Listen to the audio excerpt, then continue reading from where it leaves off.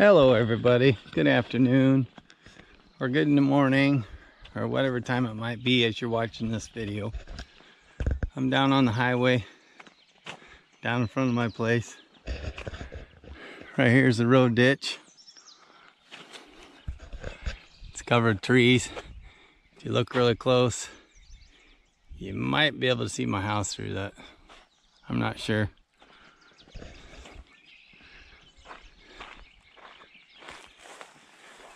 Okay, right there, elderberry. I have a lot of elderberry on my property, and I didn't know what they was. And I've always said to my wife, I said, I wonder what these plants are. They have white flowers, and I said, then there's always berries in the fall, and I didn't know what they was until I started watching a lot of homesteading channels and videos, and people talked about elderberry, and I googled it and seen what they look like, and I said, well heck, we got these here. Right here, elderberries. That's down in my horse pen. Those are actually elderberries next to it. There's a few flowers. I think the bees and all the pollinators have already gotten on them, but there's another one back behind this bigger bush right here. That's the big bush, and there's another one behind it. So that's down the middle of my horse pen.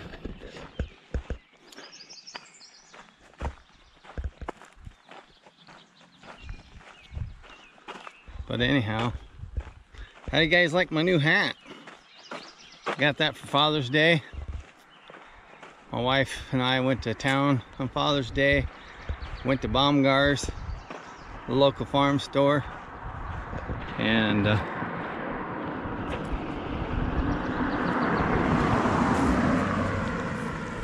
there's a car, noisy car. Went to town on Father's Day and got some new jeans for myself, and end up getting this hat. I'm gonna take you across the road here.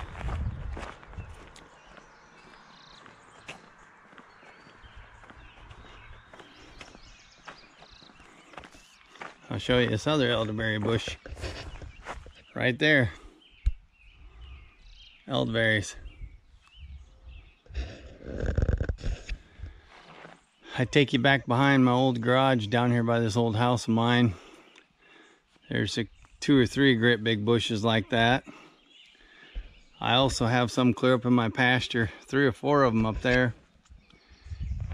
And over there is where that creek comes, crosses this highway and runs down. That creek runs down along that tree line.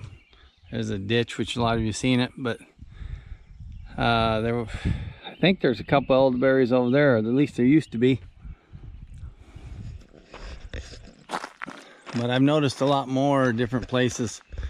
As I've been going different places driving, I've noticed a lot of elderberries on, sometimes just along farm property, old farm property or something, you know, not necessarily anybody's houses. A lot of it must just grow wild, the elderberry.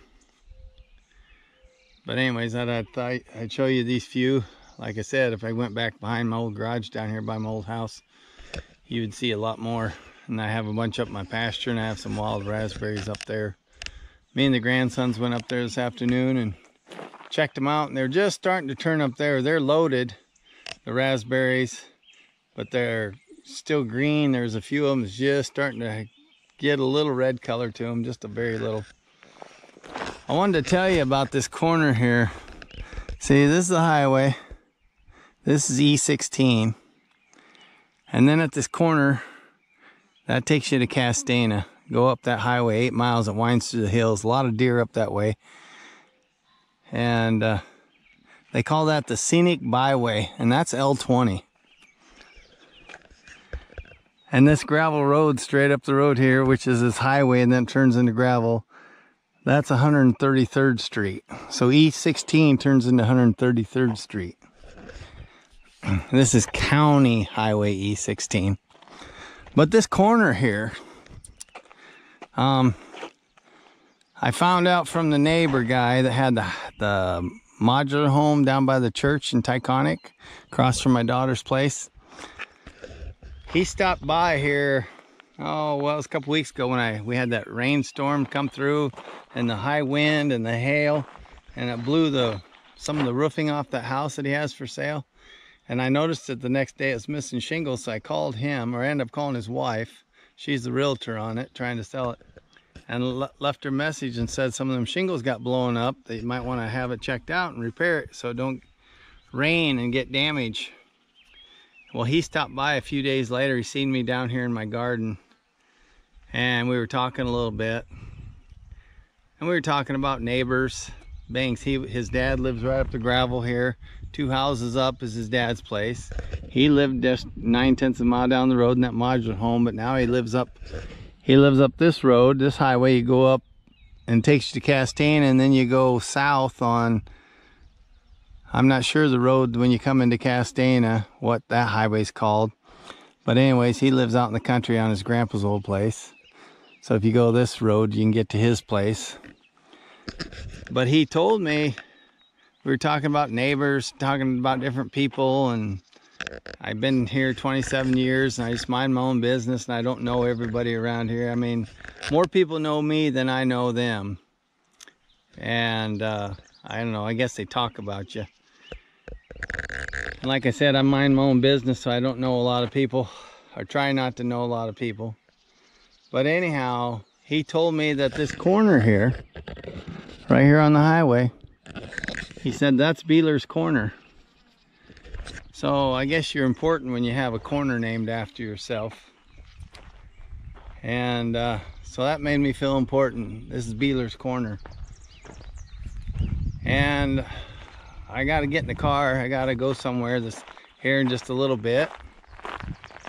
So what I'm going to do is I'm going to take you by 2 other places and give you an example of high importancy here in my neck of the woods of Iowa.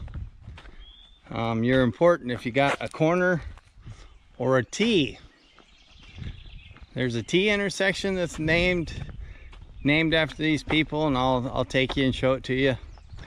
And then there's a corner just on up the road from the T, and I'll show that to you. So if you got a corner or a T in my neck of the woods named after you, that shows real good importance of yourself. You know, you're really important. Here's some deer tracks. Right there's a deer track.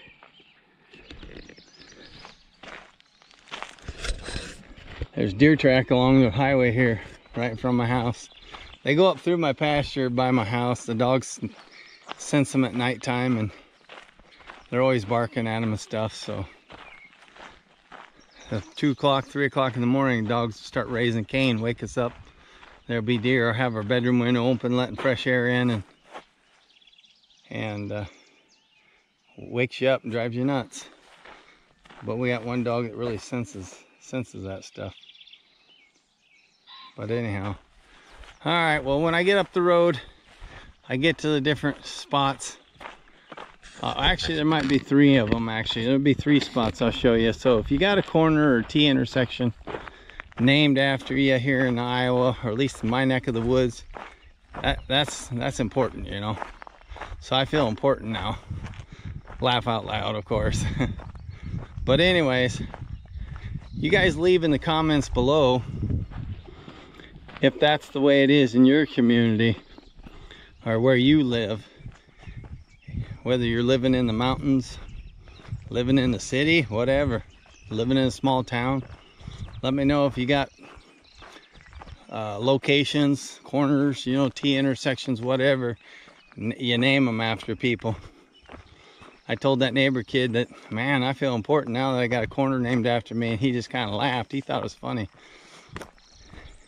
And so we started naming off all the T's and the corners, and he said, hey, that's the way we talk. He said, you know, giving directions. Oh, you got to take a right at Beeler's Corner, or go straight, you know, whatever.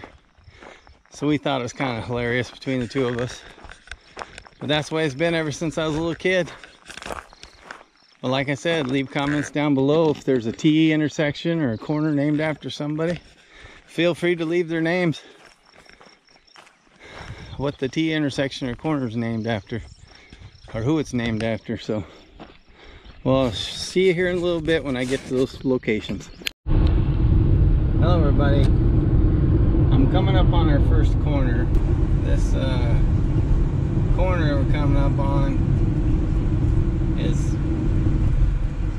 the corner of L12 and E16. I'm turning the corner right now. Okay, right there is some Morton building and a whole bunch of farm equipment.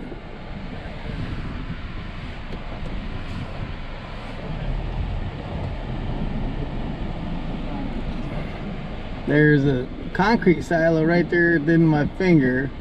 Just on the right of it, that kind of open spot, that's a driveway. It goes up on top of a hill. The guy has a house sitting up there, up around on the back side of the hill. The hill's right there where that other metal silo is. But that's where his house is. There used to be a big dairy farm there. Their last name's Dom, Tim Dom. But this is Dom's corner right here. Okay, now we're coming up on this T intersection. Right here's the place. This is the place where the people live. That's named after this corner's named after, I should say. Right here it is. That's K64. There's right here. Whoops. Right here is K64. Check it right here. And that takes you to Hornick, or if you go straight, it'll take us to Whiting. I'm on E16 at the stop sign, but once I get past this T intersection, I'm on K64. But that T intersection right there is called O'Neill's T. The last guy, the guy that lives there, his last name's O'Neill. And so that's O'Neill's T. Okay, I'm coming up on the corner, but I have the camera aimed off to the right here. I don't know how well it's picking up, but there's some farm buildings, there's a Morton building, and some grain bins, and a house. Just a bunch of rich farmers. But anyhow, as you can see, we're going around this corner, and those people's names is Pikes. I don't know their first name. His last name's Pike. So this is Pike's Corner. Now we're going straight south, so that's Pike's Corner. Dom's Corner, O'Neill's T, and Pike's Corner. And then don't forget there's my corner, the Beeler's Corner. So that's just some important people in our community. Dom's, O'Neill's, Pikes, and Beelers. I'm not sure of any other people that have that status, having a corner or a T intersection named after them. I'll have to do some investigating, see if I know of any others, but those are the only ones that come to my head, come top of my head right now. But I'm glad I could share all this knowledge I have with you today. Kind of interesting. Like I said, let me know if you have any important corners or T intersections named after people in your community. Now that I had some fun with this video, I'll let you guys go for now, and hope to see you on the next one. And don't forget I love you. Bye.